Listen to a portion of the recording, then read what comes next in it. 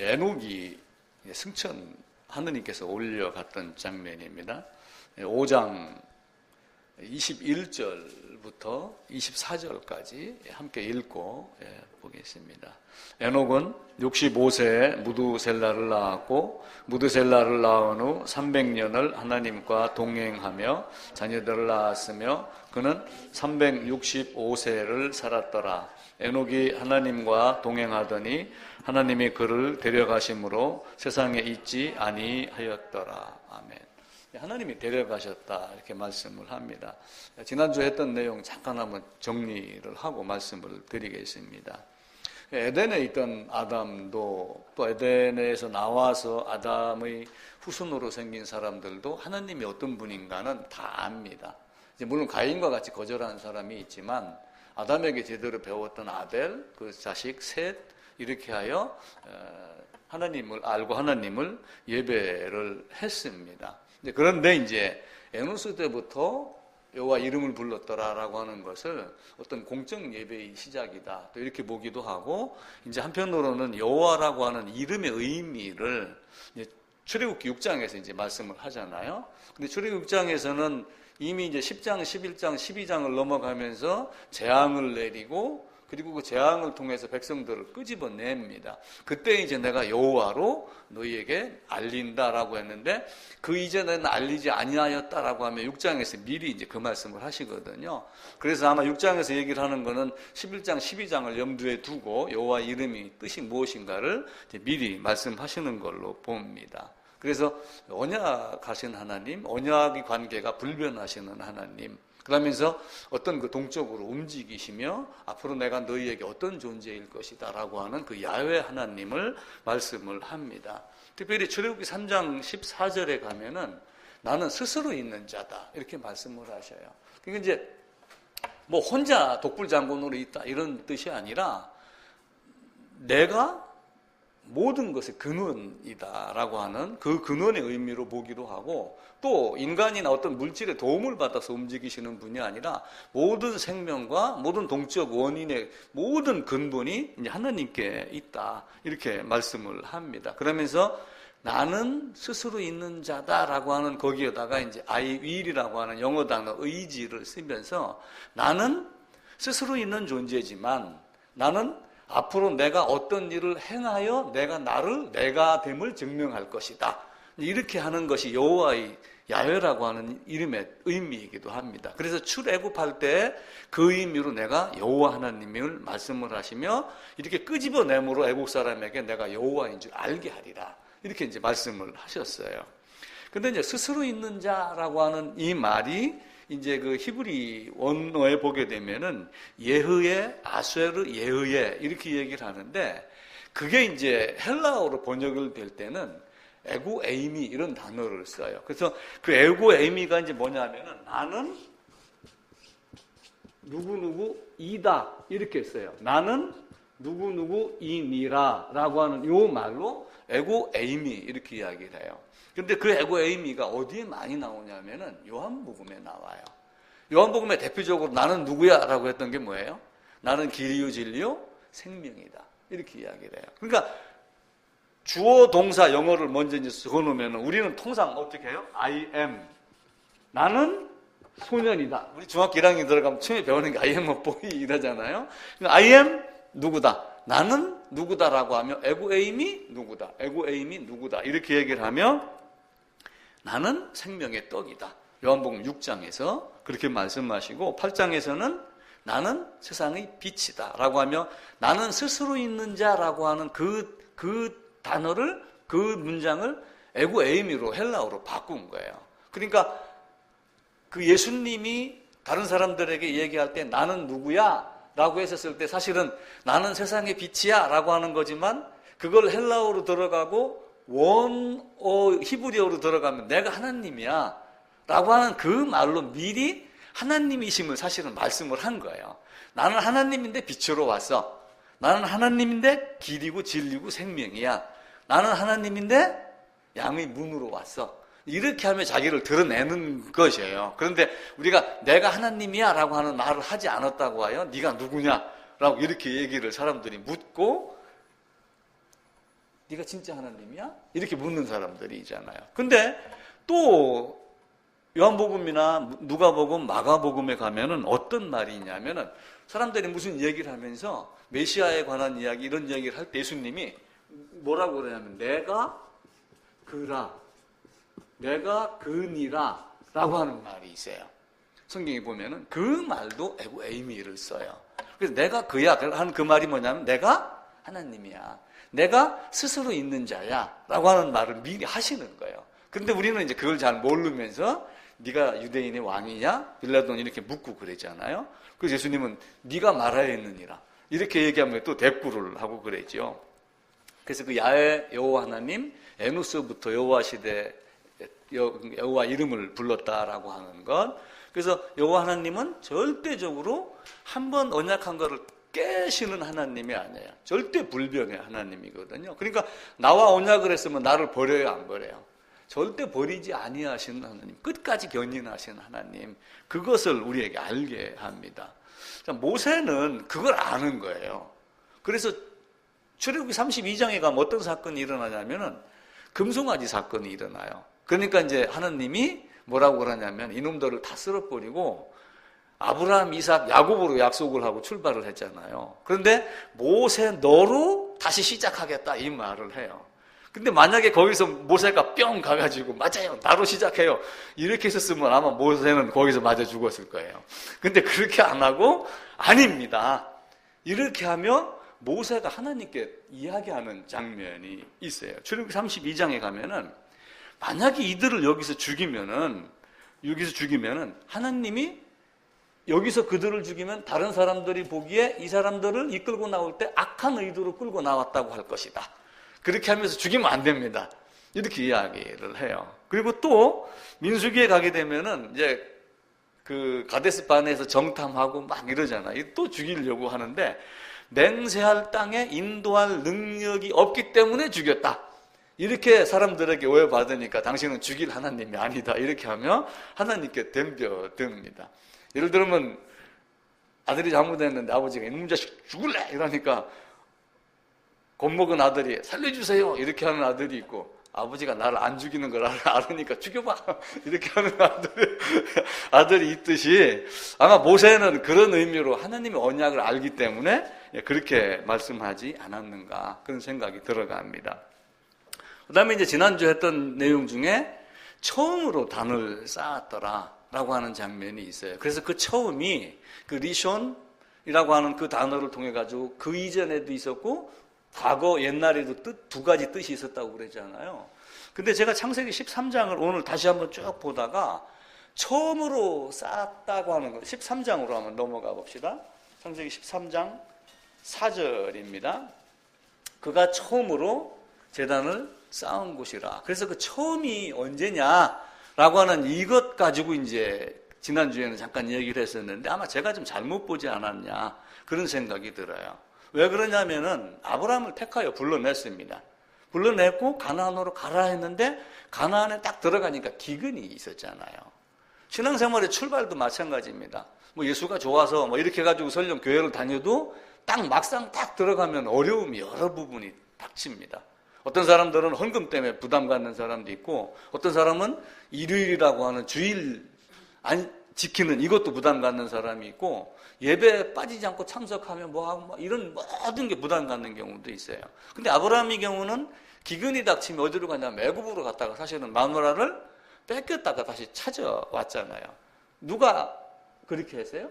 요거 하나님이 그렇게 했어요.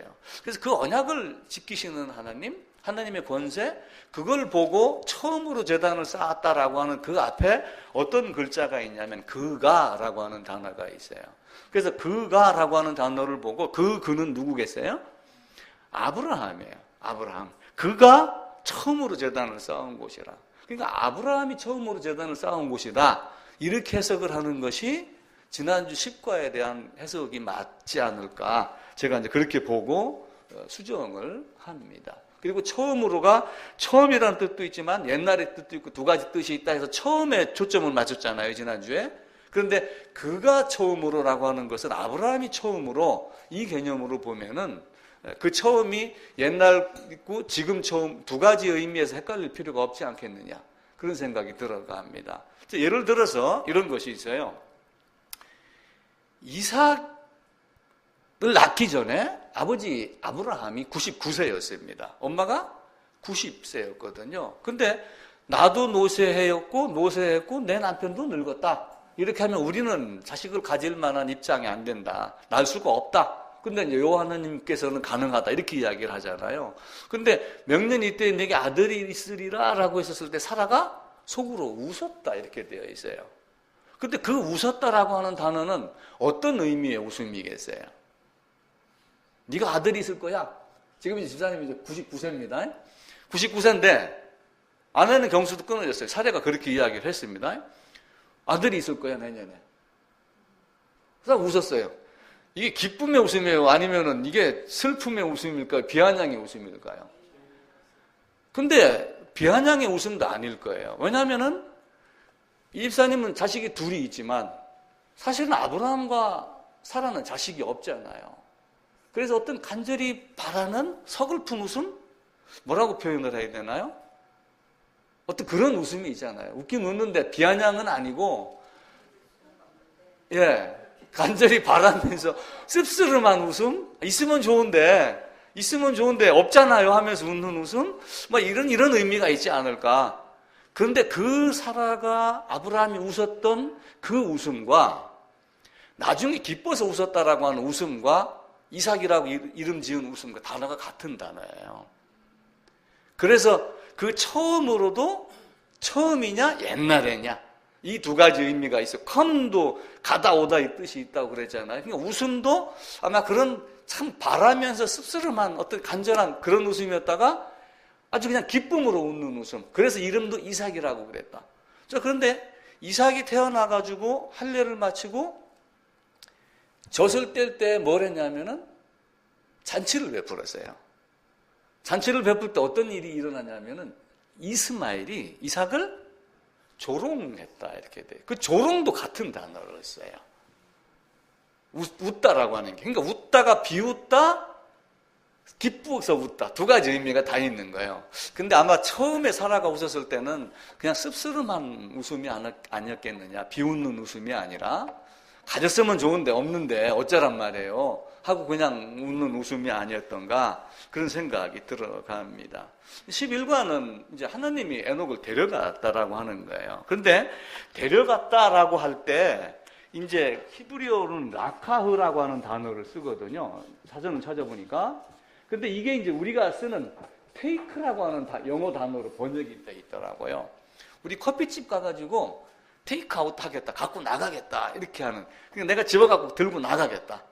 그래서 영어 단어로 이제 현지하고 과거로 쓸 때는 테이크를 한 개 있고 갖고 나왔다라고 과거로 쓸 때는 툭이라고 하는 단어를 쓰거든요. 그리고 테이크하고 툭하고 같이 있어요. 그러니까 에녹을 하나님이 취하여 데려갔다라고 하는 거는 테이크 해가지고 갖고 나갔다. 그 개념이에요. 그러니까 이제 외국에 나가면은 우리는 1+1 그러잖아요. 마트에 가면은 하나 사면 하나 더 준다 그러는데 필리핀 가보니까 물건 사다 buy one, take one 이렇게 이야기를 하더라고요.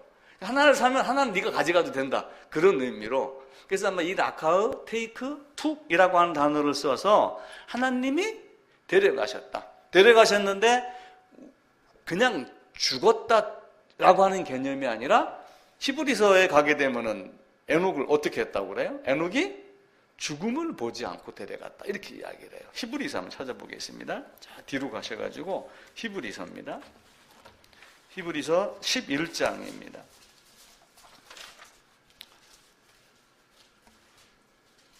11장 5절입니다. 365쪽입니다. 제 성경으로.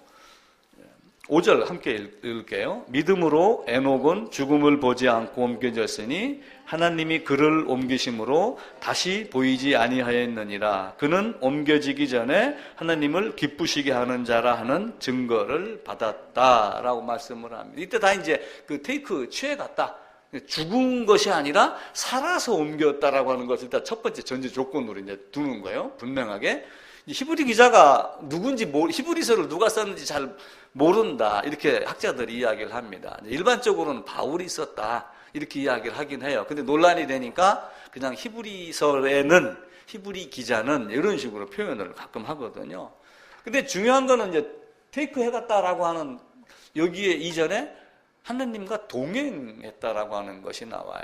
그러니까 동행했다는 것은 어떤 의미냐면 하나님과 친밀하게 교제하고 생활하고 아담이 에덴 동산에서 함께 거닐다라고 하는 그 거닐다가 동행과 같은 의미입니다. 그러니까 에덴에서 아담이 하나님과 함께 거닐고 하나님이 거닐고 그때 아담이 만약 옆에 있었다는 얘기는 멀찌감치 떨어져서 걸었겠어요? 같이 대화하면서 걸었던 이것을 동행 의미로 봅니다. 근데 동행했던 것들이 동행했다라고 하는 말이 성경에 나오지는 않지만 노아도 방주를 지었던 거는 하나님과 동행했기 때문에 그래요. 롯도 소돔성에 가서 괴로움을 당하며 심령이 상했다. 그냥 그들이 나쁜 짓 하는 걸 보고 거기서 어울렸는지 안 어울렸는지는 우리는 잘 모릅니다. 근데 이제 천사가 왔었을 때 그들을 회방하고 하는 걸 보면 그들과 잘 어울리지는 않았었어요. 그런데 성문에 앉아 있었던 모습을 보면 그들과 함께 어울렸던 모습들도 느껴지긴 합니다. 그런데 어려운 심령이 상할 정도로 사실은 하나님을 의식하고 하나님과 동행했던 그런 삶이거든요. 그때 롯과 롯의 아내 두 딸의 손을 잡고 이끌어내다라고 하는 이것도 하나님이 에녹을 취하여 갔다라고 하는 것 같은 단어를 써요. 이제 붙잡아서 이제 끄집어내는 겁니다. 같은 단어를 쓰고 또 시편에 가면은 우리 교재에도 그 내용이 나오죠. 시편 우리 11과 보게 되면은 그 37쪽 중간에 보면은 구약 성경의 다른 본문에서는 취하다라는 단어가 긍정적으로 쓰였다. 시편에서는 취하다를 하나님이 영접하신다로 쓰였다라고 하며 시편 49편하고 73편 두 군데를 이야기를 하잖아요. 이때 이제 영접한다라고 하는 테이크를 쓴 게 아니라 받아들인다라고 하면 그 배구 리시브 한다고 하는 공을 받아들이는 그 리시브라고 하는 단어를 써갖고 취했다 이렇게 말을 합니다. 이제 히브리서에서 에녹이 죽음을 보지 않고 넘어갔다라고 하는데 죽음을 보지 않고 올라간 사람 취한 사람이 또 누구 있죠? 죽음을 보지 않고 간 사람? 엘리야도 하나님이 회오리 바람으로 끌어올렸습니다. 그때는 이제 약간 다른 단어를 쓰긴 써요. 이제 그런데 에녹이 하나님과 동행할 때 내려가셨다라고 하는 이 말을 우리가 깊게 생각을 하며 어쩌면은 에녹을 하나님과 동행하게 하고 동행하게 하다가 300년 동안 그리고 취하여 올라갔다라고 하는 걸 가지고 어쩌면 마지막 날의 모습을 우리에게 보여주는 것 아닌가 그런 생각을 제가 순간적으로 해봤습니다. 그래서 이런 말들을 많이 하잖아요. 우리가 발을 땅에다 디디고 살지만 발을 디디고 의지하고 사는 게 아니라 땅을 밟고 산다. 이런 얘기 하잖아요. 그죠? 왜냐하면 세상과 생명이 사망과 생명인데 사망을 밟고 사는 거예요. 내가 땅에다 발을 디디고 사는 건 당연한 겁니다. 그런데 땅이 사실은 어떤 것을 이야기를 해요? 사망의 세계를 말하잖아요. 땅을 밟고 사는 사람. 또 한편으로는 땅을 밟고 살지만 사실은 발이 땅에서 떠 있는 사람. 이게 신앙을 하는 사람은 사실은 땅을 밟고 있지만 땅에서 발이 붕 떠 있는 모습의 삶이 돼야지 돼요. 그게 굉장히 어렵기도 한데 사실은 내 마음이 세상에 뺏기지 않고 내 마음의 뿌리를 세상에다가 박지 않고 여기는 숨을 예정지구다. 제가 그렇게 말을 표현한 적이 있었는데 사실은 스몰 지역은 노아 홍수 때 됐었고 앞으로는 불로 심판하겠다라고 하지만 그 스몰 예정 지구가 사실은 여기거든요. 그걸 알고 땅을 디디지만 밟고 살고 땅을 밟지만 땅에서 떨어져 사는 그런 삶이 우리에게 먼저 있으면 하나님이 데려가는 것이 가능하지 않을까 그런 생각을 해보게 돼요. 에녹이 올라갔고 엘리야도 올라갔고 그런데 에녹 엘리야가 어디에 있어요? 우리 교재에는 에녹이 어디 있는지 모른다 이렇게 지금 나와 있어요. 근데 나사로는 어디에 있어요? 아브라함의 품에 낙원으로 가는데 거기에 누가 있어요? 아브라함이 있고 나사로도 거기 있죠. 그럼 에녹은 어디가 있겠어요? 어디 가 있다고 성경이 기록되지 않아서 여기는 어디가 있는지 모르겠다 이렇게 했지만 실질적으로는 하나님 우편에, 하나님 우편에 누가 있어요? 예수님이 계시는, 그 예수님이 오시기 이전에, 그죠? 이미 있던 그 자리 안에 그곳에 가 있고, 그것을 우리가 일반적으로 낙원이라 부르는데 훗날에는 거기에 누가 있어요? 아브라함이 있고 나사로가 있고 그러잖아요. 근데 예수님이 부활하셔서 하늘에 오르신 지가 벌써 2000년이 넘었잖아요. 2100여 년, 약 그렇게 넘어가고 있죠. 그런데 예수님이 가시고 난 이후에, 승천하시고 난 이후에 초대교회 사람들은 예수님의 다시 오심을 고대했을까요? 안 했을까요? 엄청나게 기다렸어요. 그래서 고린도 교회나 데살로니가 교회는 부활에 대한 이야기를 바울에게 많이 물었어요. 그래서 바울이 편지로 답을 한 거예요. 너희가 이렇게 될 것이다. 죽은 자들이 먼저 일어나고 나중에 우리 산자도 공중으로 끌어올림을 당한다. 그 이야기를 한 거예요. 그래서 이 에녹을 하나님이 취하여 간 걸 보고 나도 만약에 주님이 더 늦게 오시면 건강해서 내가 또 오래 살다가 그 순간이 한번 나에게 이루어지면 그 기쁨이 얼마나 클까. 그 소망이 꼭 이루어질 것이다 라고 저는 생각을 하고는 사는데 머리가 자꾸 해지니까 그 기쁨을 나는 누리지는 못하지만 죽은 자들이 먼저 일어나고, 자, 고린도 전서 한번 찾아봅시다. 고린도 전서 15장입니다.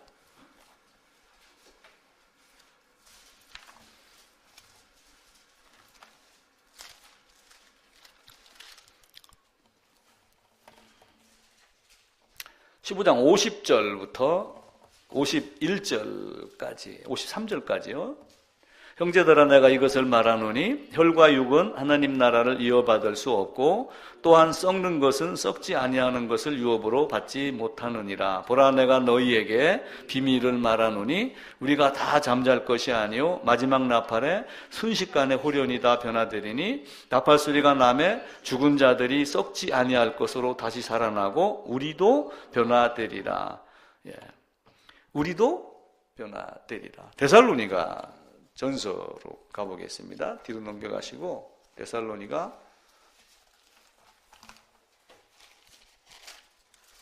전서 4장입니다. 332쪽입니다. 16절부터 제가 읽을게요. 주께서 호령과 천사장의 소리와 하느님의 나팔 소리로 친히 하늘로부터 강림하시리니 그리스도 안에서 죽은 자들이 먼저 일어나고, 17절입니다. 같이 읽을까요?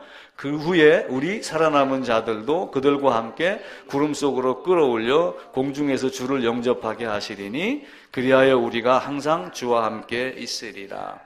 이 장면을 에녹을 통하여 미리 보여준 것이 아닌가, 저는 그런 기대를 하며 성경을 읽었습니다. 이게 이제 지나치다가 보니까 예전에 1990년도에 90년대인가에 어떤 사람들이 생겼냐면은 다미선교회라는 사람들이 생겼어요. 그래가지고 그들이 주님이 오는 날짜를 자기들 나름대로 계산을 한 거예요. 그러니까 아무도 모르고 아버지만 하신다 그랬는데 나한테 계시해줬다. 그러면서 몇 년 몇 월 며칠 날, 그래갖고 이들 중에 일부의 사람들이 산꼭대기로 올라갔어요. 실제로 올라가가지고 하늘에 오르기 쉽게 몸을 가볍게 한다 하여 망사 같은 옷을 입고, 그러다가 들리는 말로는 옷을 다 벗고 산으로 올라갔다, 그런 얘기가 있을 정도로 아주 혼란한 상태가 있었어요. 물론 이런 일은 일어납니다. 일어나는데 그들이 이야기하는 그런 방식이 아니에요. 설령 내가 갑옷을 입고 있으면 하나님이 끌어올리지 못하겠어요? 그 생각을 한번 해보세요. 내가 물속에서 지금 잠수함을 타고 해군으로 근무하고 있는데 여기에 해당이 되면 하나님이 그 물속에서 잠수함에서 빠져나왔고 물속에 빠져나와서 끌어올리겠어요? 못 끌어올리겠어요? 전지전능하신 분이에요. 모든 권세가 하나님께 있는 분입니다. 그래서 원하시면 모든 것 다 가능하신 하나님. 그래서 우리도 그때 변화되리라 라고 하는 소망을 초대교회 성도들도 많이 가졌습니다. 바울도 나도 빨리 내 몸이 하나님과 함께 있기를 원하는 것이다 라고 이렇게 하며 죽는 순간에 두려워하지 않고, 그 바울의 영화에서는 마지막 장면이 목을 나무 토막 위에다 올려놓고 이렇게 관객 있는 쪽을 바라보는 쪽으로 카메라를 바라보고 이제 장면이 끝나죠. 그래서 제가 순간 생각했던 게 하나님이 이렇게 딱 뽑아 올리는 장면을 마트 앞에 애들 그 구멍가게 앞에 가 있는 인형 뽑기로 딱 생각이 들었어요. 인형 뽑기는 물론 사람이 자기가 좋아하는 걸 뽑으려고 딱 가가지고 딱 집어서 딱 올리잖아요. 근데 그 많은 인형, 남은 인형들이 생각이 있어서 안 뽑혀 나가면은 쓰레기통으로 간다. 만약에 이런 생각을 하고 있었을 때 뽑혀 나가는 인형을 보고 얼마나 부러워할까? 뽑혀 올라가면서 밑에를 쳐다보고 얼마나 기쁨이 얼굴을 할까? 그 생각이 퍼뜩 들어갔어요. 나도 그 순간을 맞이하고 하나님 앞에 가야 되는데 여기서 호흡이 끊어져서 가면 애녹과 같은 걸 거치지 못하잖아요. 우리의 소망은 사실은 그런 데 있는 거예요. 그게 소망이며 그게 희망입니다. 그래서 어떤 사람은 꿈을 꾸되 낮에 꿔라 이런 이야기를 해요. 낮에 꾸는 꿈은 희망이고 소망인 거예요. 왜냐하면 자기의 의지, 자기의 생각, 자기의 지혜 어떤 이런 걸 가지고 꿈을 꾸는 거거든요. 그래서 그게 희망, 소망이 되는 거예요. 근데 밤에 꿈을 꾸면은 내가 원하는 대로 꿔지나요? 개꿈부터 시작해서 내가 원하지 않는, 내가 통제할 수 없는 통제 밖의 것들이 막 들어와요. 물론 낮에 경험했던 것들이 들어오기도 하지만, 그래서 우리는 그 인형 뽑기와 같은 어떤 그런 모습으로 에녹과 같이 하나님 앞에 가면 얼마나 감사할까 이런 생각을 하게 됩니다. 교회당에 앉아있다고 하여 다 그렇게 되는 건 아니에요. 예수님이 마리아의 몸으로 해갖고 나왔습니다. 이 땅에 오셨습니다. 그리고 그 뒤에 마리아의 몸에서 형제 넷이 났잖아요. 야고보, 유다, 또 하여튼 4명인가가 됩니다. 첫째가 야고보고 마지막 제가 유다인가 그래요. 야고보, 요셉, 시몬, 유다 이렇게 됩니다. 그러면서 이제 예수님을 이야기를 할 때 목수의 아들 아냐? 그 형제는 누구누구 아냐? 라고 할 때 마태복음 13장에서 요셉, 그리고 야고보, 요셉, 시몬, 유다 이렇게 이야기를 해요. 근데 그게 요한복음에 가게 되면은 그 형제들이라도 예수를 믿지 아니하더라 이렇게 돼 있어요. 근데 그들이 언제 예수를 믿냐 하면은 야고보가 나중에 고린도서에 가게 되면은 그 부활 이후에 나 같은 존재에게도 보였고 야고보에게도 보였다. 야고보에게도 보이고 나 같은 존재에게도 보였다라고 하며 그 부활의 복음을 안 그 이후에 그들이 변화되는 모습을 이야기를 합니다. 그래서 야고보서를 누가 썼냐면은 그 예수님의 형제 바로 야고보가 썼고 유다서를 누가 썼냐면 그 중에 유다가 쓴 거예요. 근데 그 중에 유다가 유다서 1장에 가게 되면은 에녹에 대해서 증거를 해요. 에녹 한번 봅시다. 유다서 계시록 앞에입니다.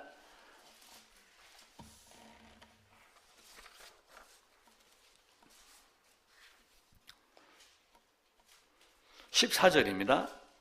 아담이 7대 손 에녹이 이 사람들에 대하여도 예언하여 이르되 보라 주께서 그 수많이 거룩한 자와 함께 임하셨나니 이는 무사람을 심판하사 모든 경건치 않은 자 이렇게 하며 유다가 에녹에 대한 이야기를 합니다.